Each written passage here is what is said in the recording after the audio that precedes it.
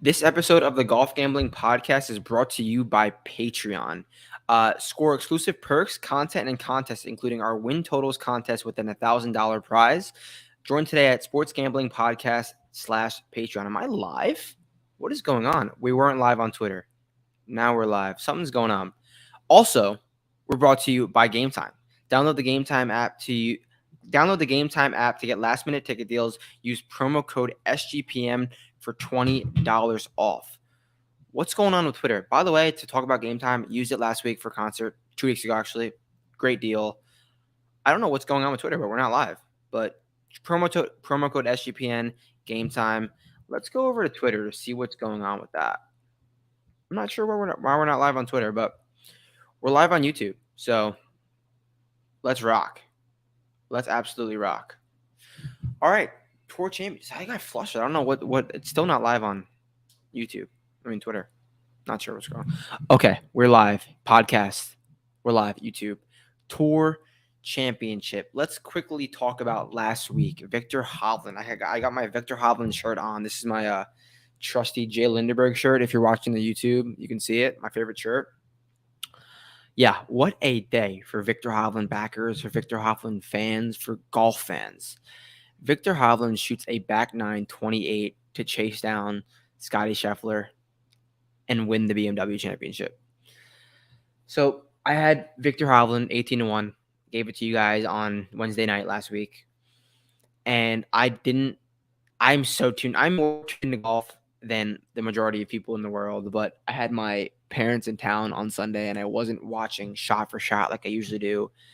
And I pulled it up on my phone the last 2 hours and I was watching when I could. And I was like, jaw dropped every shot. Viktor Hovland has 15 feet for birdie. Viktor Hovland stuffed it at 3 feet. Viktor Hovland, I was like, is this real life? And then when Scottie made those 25 foot, 30 footer for birdie after he bogeyed, I was like, of course, I'm going to run into Scottie the one time in his career he damn putts, and I'm going to lose his outright ticket. Thankfully, that wasn't the case. Scottie came back to his putting form and boofed it on 17, 4-footer, 5-footer to lock it up for Vic. So that was an amazing week. I hope you guys cashed with me because that was a lot of fun and secured another profitable season for the boys. But we're on to the Tour Championship this week, the final week of the PGA Tour 2023 regular season, and it's a very wonky format for DFS. So I'm going to talk with you through some DraftKings strategy, through some DraftKings picks, and tell you guys what I believe is the best way to cash this week, and we will build a lineup at the end of the show like we have done. So the top of the pricing, I'm not going to pull up the pricing yet. I'll just talk through it. We got Scottie Scheffler, Rory McIlroy, Viktor Hovland, and Jon Rahm all above 11K. Now, you need one of these three guys, or four guys, Jon Rahm. You need one of these guys in your lineup because one of these guys 95% of the time will win this golf tournament.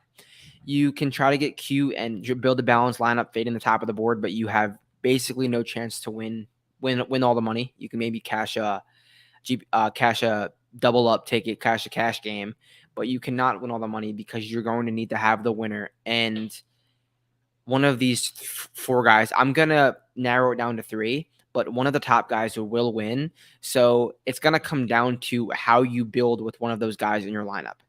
You're basically building a 5-man lineup this week because you're going to have to make a selection at the top and then divvy it up from there because you just can't. This isn't a week where you can fade the top. They're literally starting at 8 under, 7 under, 10 under. So you have to have one of those golfers. And by math alone, one of those golfers is going to win. Rick Rungood does an amazing breakdown of how the math works and how these golfers basically have all of the probabilities to win the golf tournament. It would require an utterly ridiculous performance, a 95th percentile performance from guys Jon Rahm and below to win this golf tournament. So you need to be above your A game. You need to be your A plus game, and you're going to need the guys at the top to play below their average, which they're not. They're playing great golf at the moment. For anyone below, I'm going to say anyone below Victor Hovland, Rory McIlroy to win this golf tournament. So let's get into it. One of these three top guys will win the FedEx Cup. Scottie Scheffler, Rory McIlroy, Victor Hovland. Now it's going to boil down to who's going to win it. Who are we going to pick? Because you can make a case for any single one of these guys. And I wrote about it this morning. I just broke it down to simply three different stats. I looked at strokes gained over the last 20 rounds, just tee to green. Scottie Scheffler laps them in that category for sure. Strokes gained at East Lake over the last 3 years. Rory McIlroy wins that category.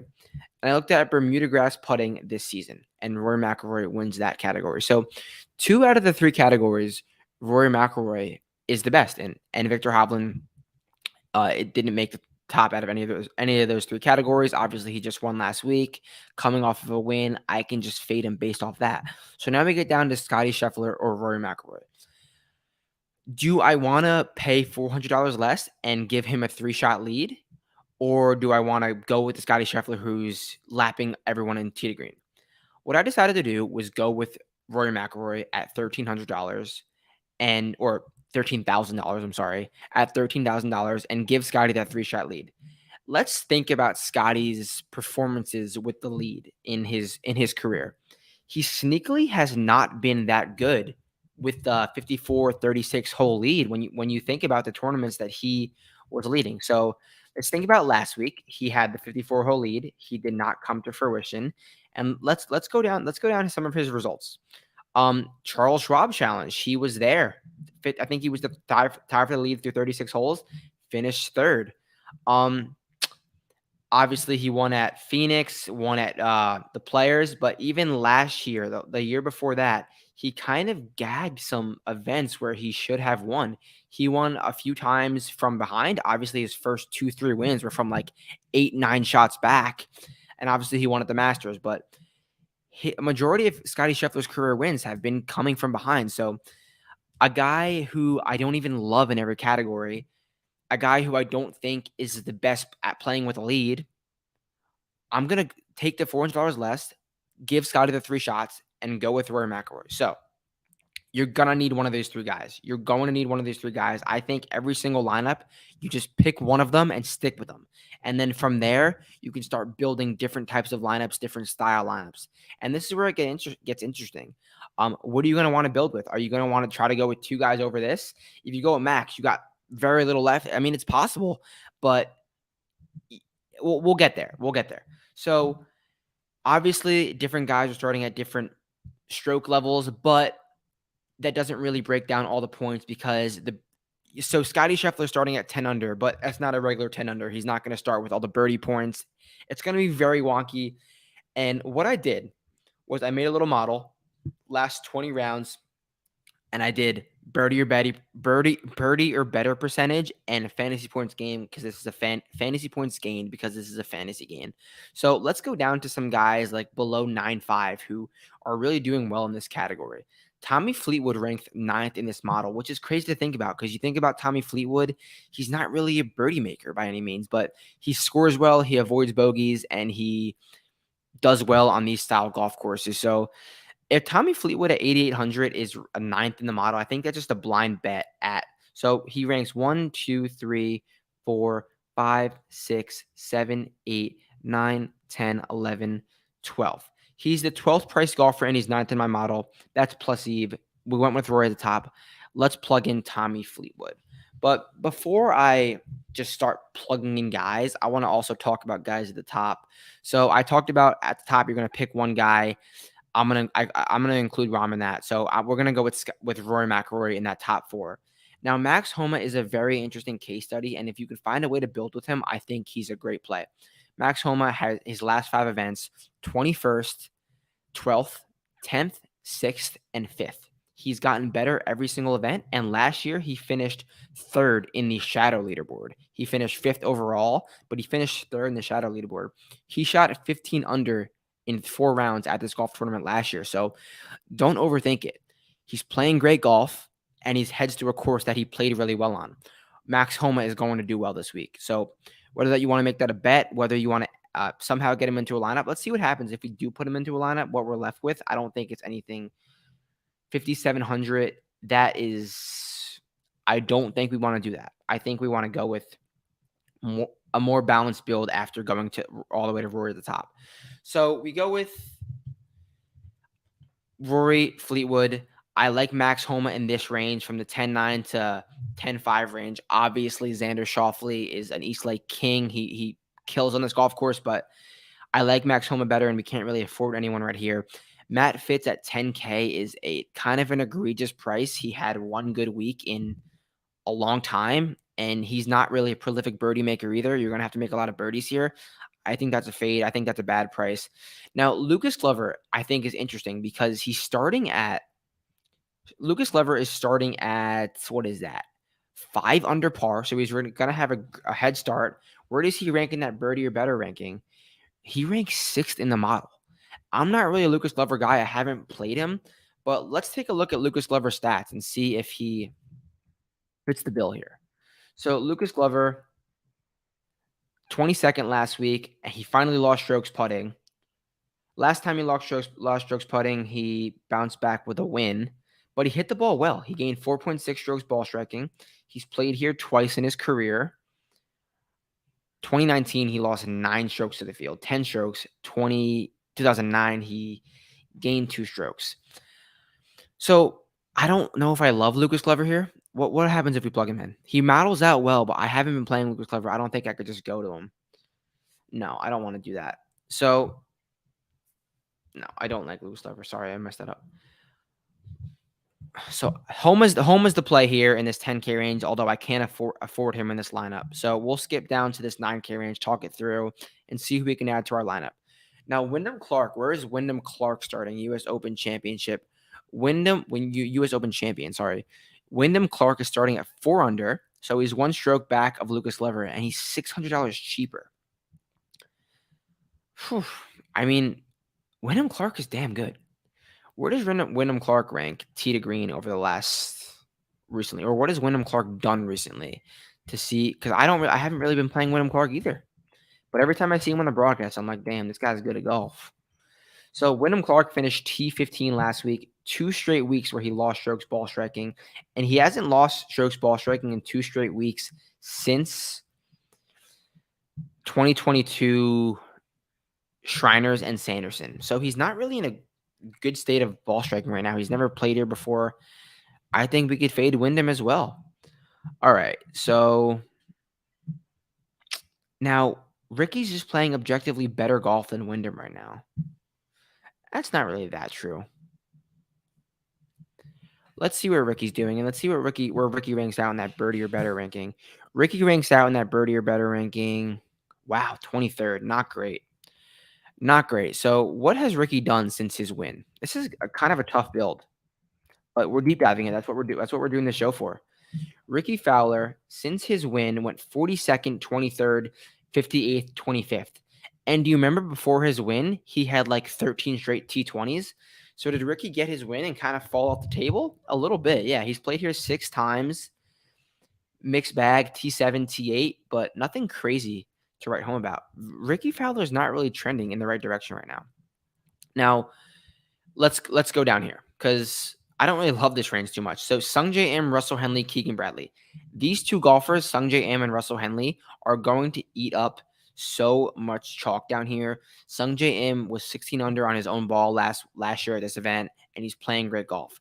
Russell Henley played here twice, and he gained strokes to the field tremendously in both times, and they both have, I'll read you the results real quick, their exact results. Sungjae Im last 3 events, 14th, 6th, 7th. Russell Henley last 3 events, 2nd, 6th, and 8th. They both love a southeastern Bermuda golf course, and that's what we get here. But Keegan Bradley at $8,100, I think we're gonna have to get a little different down here because everyone's gonna play someone from the top. Keegan Bradley at $8,100. How much worse than I know they're obviously on paper, Sungjae and Russell Henley make more sense, but how much worse than is Keegan Bradley than those 2 golfers? He's not. So Keegan Bradley has a stroke on Sungjae. He's tied with Russell Henley at -3 to start the event, and he's cheaper than them both. So look, Keegan Bradley has 1 more week to make a case for the Ryder Cup. He has to win this event. Literally has to win this event. basically can't win this event. So what is he going to do? He's going to be firing at every single flag. I like him at $8,100 just as a pivot. To get a little different, we're going to have to get different. Keegan Bradley, $8,100. So let's recap. In this 9K range, not really loving anyone. I think Home was a great play up there at the 10K range. And then in this 8K range, Sungjae and Russell make so much sense, but they're going to be a little chalky. I think Keegan Bradley is a great pivot. So we have $6,700 to work with. Let's go down. Colin Morikawa and Tony Finau being in the 7K range is hilarious. Colin Morikawa does not have great results here. I think he's played here three times, 21st, 26th, and 6th, and nothing really to write home about. He hasn't been playing great. And if you look at Colin Morikawa's results, he hasn't gained a full stroke on approach. He's done it one time in his last 5 starts, and obviously that's Colin Morikawa's DNA. I'm not liking what I'm seeing from Morikawa right now. I bet him at this event Shadow last year. Didn't go well. Tony Finau is just playing horrific golf. T37, T64, T7. He's gaining on approach better than Colin Morikawa is. So I think at that point he's a decent play. He's putting horrifically right now, but he's putt really well here in his career. He's played here 6 times. He's gained strokes on the putting greens in 4 out of 6 times. So $7,500, I think Tony Finau makes a lot of sense. But before we lock him in, let's see, because where is he starting? Tony Finau is starting at 2 under versus Siwoo Kim starting at 2 under. What's the difference between Siwoo Kim and Tony Finau right now? Who is playing better? It's simply got to be Siwoo Kim. It simply has to be. Yeah, Siwoo Kim's play. Let's look at the strokes gained exactly. So let's go 20 rounds. The last 20 rounds, strokes gained total. Strokes gained total last 20 rounds. Let's see where they pop up. Siwoo Kim is gaining 0.04 strokes to the field. Tony Finau is losing 0.24. So Siwoo Kim is slightly better, and he's $300 cheaper. Tony Finau has better course history. I'm gonna go Finau. Just have that firepower. He can definitely pop. All right, we have $6,300 to work with in this bottom half of the range. Let's see what we got cooking. Jason Day has been horrific. He's a major fade. Now, Tyrrell Hatton is a guy who can just go berserker mode, just go super low, especially when he's out of it. He'll grind for 4 days, but he hasn't been playing great golf at the moment. Let's look at Hatton.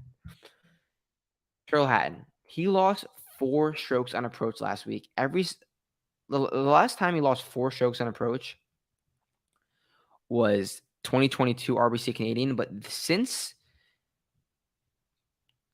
this whole year, every single time he's lost on approach, he's bounced back tremendously. He's played here 1 time, and he finished 7th. That was 2020, and he gained 3 strokes on approach. So I think Tyrrell Hatton at 6'9" is a great play.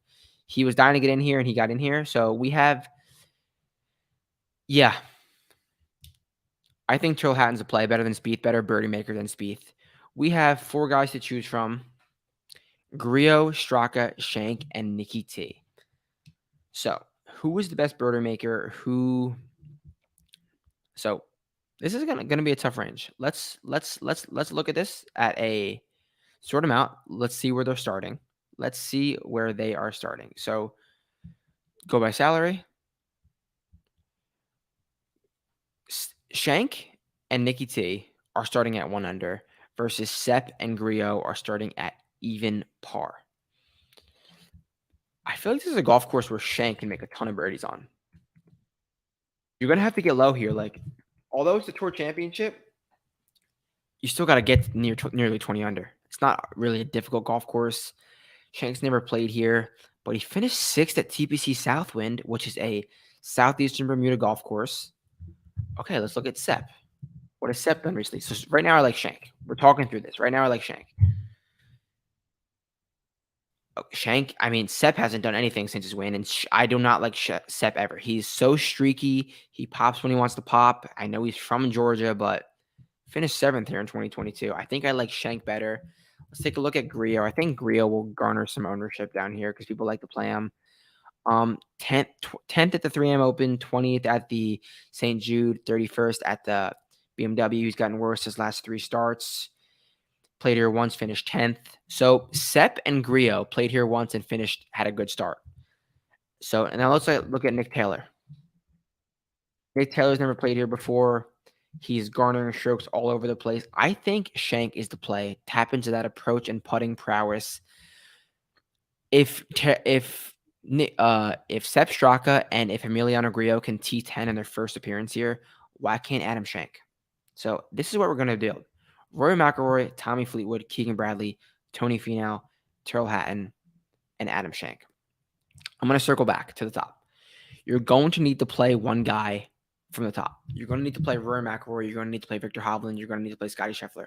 Pick one guy from the top in whether that's a single entry, whether that's however many lineups you're building, pick one guy and just stick to it. It's like you're betting a 3-way matchup between the 3. Pick one guy, and then from there, you want to build different 5v5s or have a core 3 and then build different 3v3s off that. Stick with the one guy up top, go with him, and then get different down low because you need to have the winner of this golf tournament, and it can only be one of those top 3 guys in 90% of simulation. So that about does it for me. Any questions, you know where to find me. DM me at any time, and I will be back to you later this week with more content. So peace out. Hope you enjoyed.